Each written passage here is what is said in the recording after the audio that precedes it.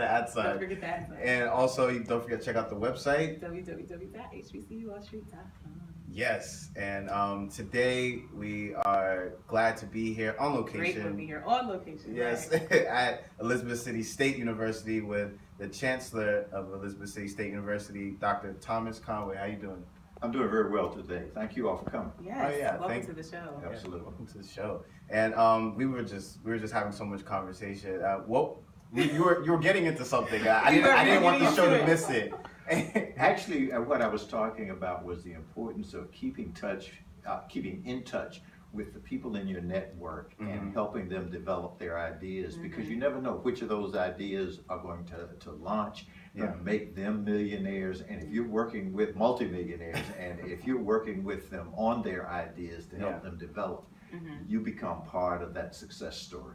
Ooh, that's big. That's important. Major key. As Dr. Conway was talking, I was just going through the Rolodex of all my friends that. Yes, we both were. We're sitting there, we're like, we call them crazy, but it's like, wait, I think they were on the message. Right. Listen, you got to remember that those people that have the weirdest ideas may be the ones that come up with the idea that works. Visionaries. The visionaries. Yeah. But thanks once again, Dr. Conway, for coming on to the show. Glad to be here. Yeah. So, how's your day going, by the way? Right. You know, as a university CEO, you never know what's going to walk in the door next. So the idea that we're sitting here for a few calm minutes talking to a couple million people on podcasts is just part of the day. That's good to hear. Talia, how you doing? You know, I'm doing really good. I'm so glad to be here. Yeah, that's good. How about you? I'm doing great. I heard it was raining here. Yes, it's a little, for the past 2-3 days. We've had a lot of rain, and even I think the schools had a delayed opening today because there were streets that were flooded, and we wanted to make sure that there was going to be safe transit for the buses and so forth. Yeah, we get quite a bit of flooding in this part of the state. Yeah, we see. As we were driving, we saw a whole lot of flooding. We were like, "Whoa!" Yeah. What happened here? Yeah, and the place we're staying at, the guy was telling us that when it floods here, it gets on the road, you can't tell where the road is. Well, that's an important part of remembering that when you're driving on roads and you can't see the road, find another way. Because quite often, that's one of the safety issues that you'll hear people talk about. You're looking at a flat surface, but you don't know what's under that, and sometimes the road can wash out, and you find yourself in an emergency need to swim. So be careful out there. Yeah, very true. So be careful. And that's the show. They excite on this one. Dr. Thomas Conway. So you have done a lot from NC State and helping them out with admissions and helping them grow over there. And now you're at Elizabeth City State University. Talia, you can open up. So you've done a lot of amazing and awesome, really great work throughout your entire career. Thank you. And so what we want to know is who inspired and empowered you as you were growing? Oh, wow, that's a great question.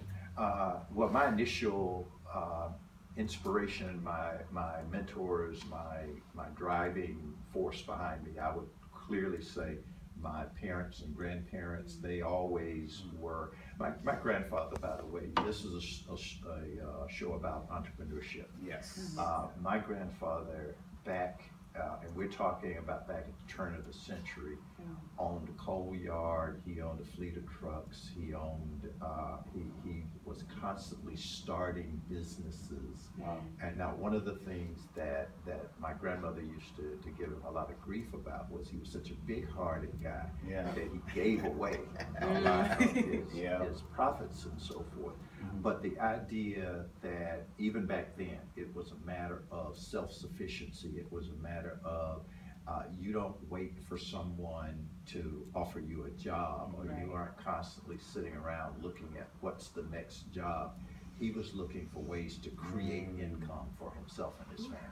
Wow. And that's one of the things that has inspired me over the years, and goes into my philosophy even now. As I talk to young people about getting a relevant education.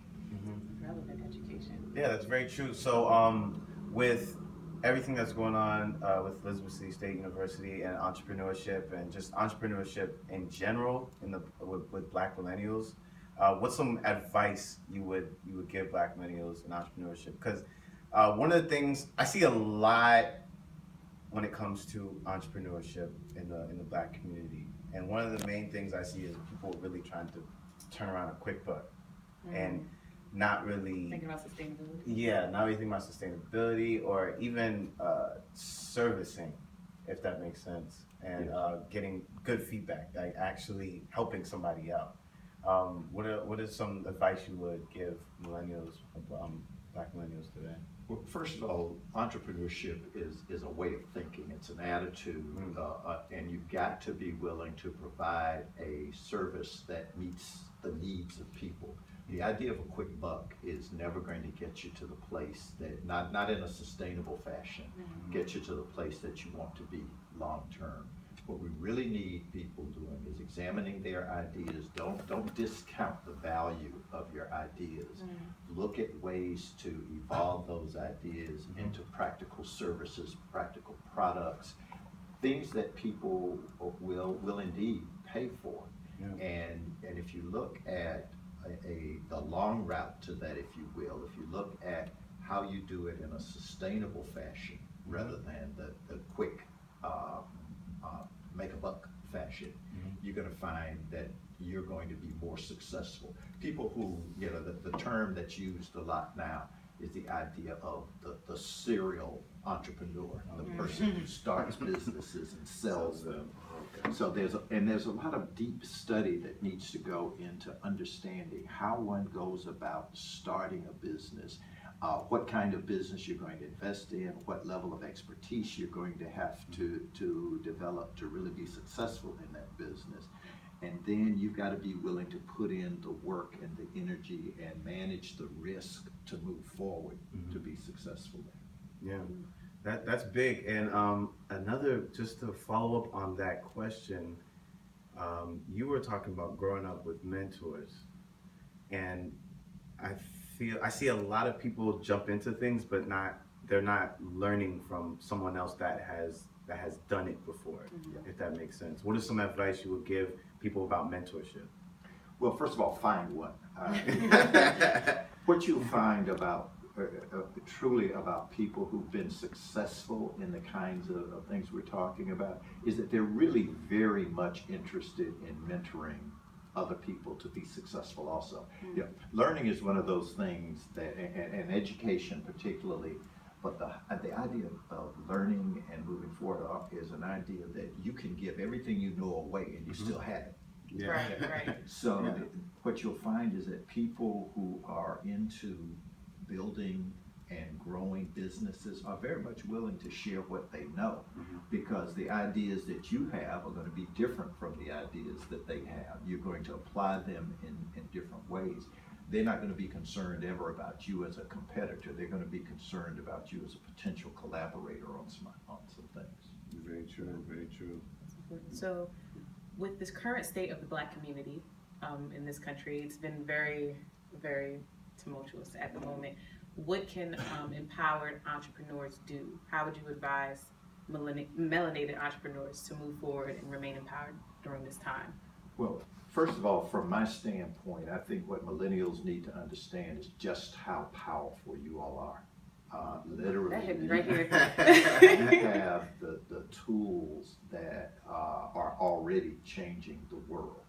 Your capacity to capture ideas, to capture ideas and share them quickly, to build networks that are larger and more effective, if you will, than has been possible in the past. These are advantages that you have that you need to learn to capitalize on. Do not be limited by what you have seen done in the past, by the mistakes of the past. You need to understand them so that you don't replicate them, but don't be limited by them. And also, I'm sorry.